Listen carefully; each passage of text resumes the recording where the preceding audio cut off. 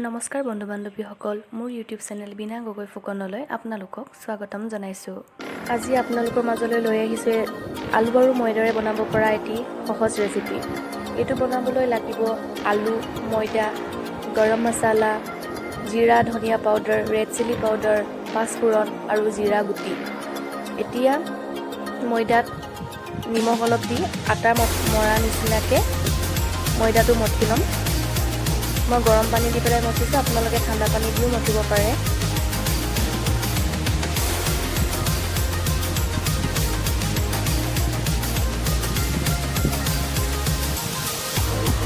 এনেদৰে মঠি লোৱাৰ পাছত এতিয়া আলুটো ৰেডি কৰালৈকে এইটো আমি অলপ দেৰি থৈ দিম। বেছি টানো নকৰিব, বেছি কোমলো নকৰিব আপোনালোকে। তাৰপাছত এতিয়া আলুটো আমি পিটিকাৰ পাছত আমি তেলত ফ্ৰাই কৰিম, মানে ভাজিম। এতিয়া আলুটো পিটিকি লৈছোঁ।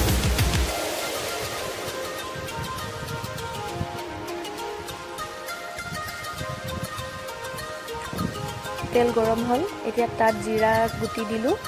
তাৰপাছত এতিয়া তাত পাঁচফোৰণ দিম। তাৰপাছত ধনিয়া পাউডাৰ, জিৰা পাউডাৰ, গৰম মছলা পাউডাৰ আৰু ৰেড চিলি পাউডাৰ। তাৰপিছত এতিয়া এইটো মিক্স কৰি দিম। তাৰপাছত ইয়াত এতিয়া আলুটো দি দিম। আলুটো দি ভালদৰে পিটিকি দিম হেতাইদি, যাতে গোটা গোটা হৈ নাথাকে আলুটো আৰু গোটেই মছলাবোৰ মিক্স হৈ যায়। এনেদৰে হেতাই পিটিকি দিব। তাৰপাছত এতিয়া নিমখ সোৱাদ অনুযায়ী দি দিব।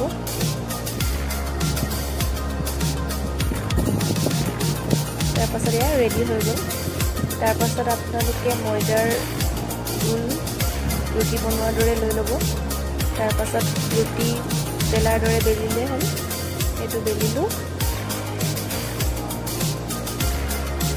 বেছি ডাঠ কৰিব নালাগে, অলপ পাতলাই ৰাখিব লাগে ৰুটিটো। এতিয়া আমি ইয়াৰ মাজত ষ্টাফিংটো ভৰাম।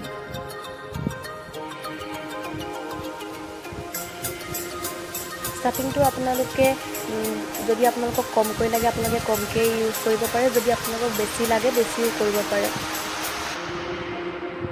এতিয়া ইয়াৰ মাজত দিলোঁ, ধুনীয়াকৈ এইটো চবফালে লগাই দিলোঁ।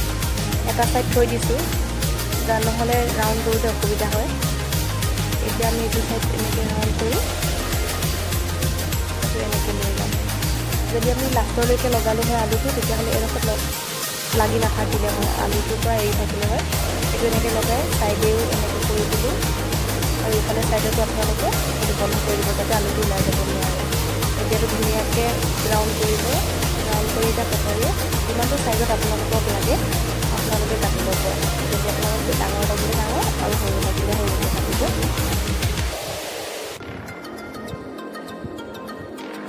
এতিয়া এইটো চাওঁ, এইটো হৈ গ'ল।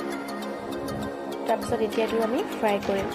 আৰু কিছুমানে ময়দাৰ ঘোল বনাই পেলাই লেয়াৰ এটা দি পানীত তিয়াই তাৰপাছত আপোনালোকৰ ফ্ৰাই কৰে। মই এনেদৰে ফ্ৰাই কৰি দিম। এইটো হৈ গ'ল।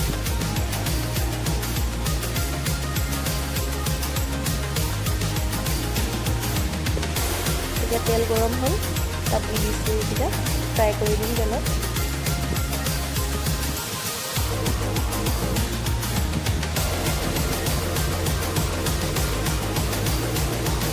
ল' ফ্লেমত ৰাখিব। ফাৰ্ষ্টতে তেলটো গৰম হোৱালৈকে হাই ফ্লেমত ৰাখি